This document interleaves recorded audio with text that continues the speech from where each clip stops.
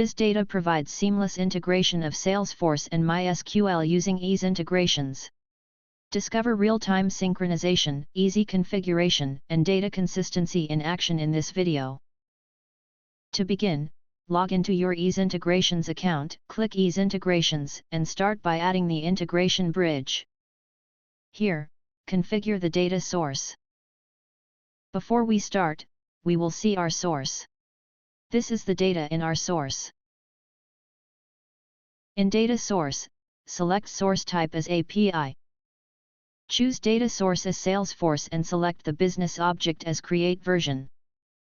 Provide the authorization URL with. Provide the authorization details.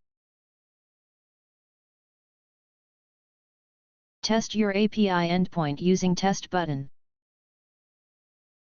This is our response from source, which can be seen here in single-line JSON format.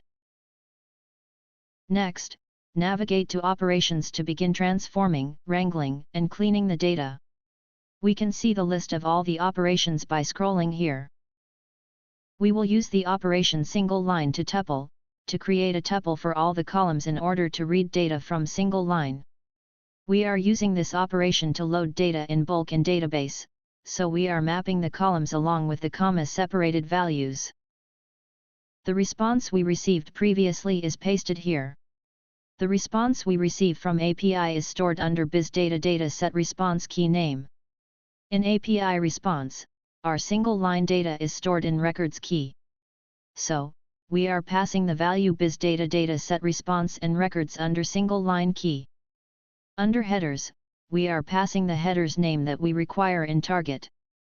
Under tuple key, we will pass the key name that will hold the converted tuple data. Informative and detailed documentation is available for each operation. Next step is to select target under data target. Before configuring data target, we will see how our table looks in target. This is the database showcasing our table with all the columns. The following step is to select the data target, which is MySQL database. To do so, we will be configuring the data target with database details, as can be seen in the video. The tuple key that holds the tuple data from single line to tuple operation should be passed here. Once all the details are furnished, click on Execute to check the running status of database. Now, in the summary section, provide the name and description of the integration bridge. Under Schedule, we can schedule the frequency of integration or select interval as per requirement. Here, we are setting it to 6,000 seconds. Once everything is done, click on Submit. The integration bridge can be seen in the list.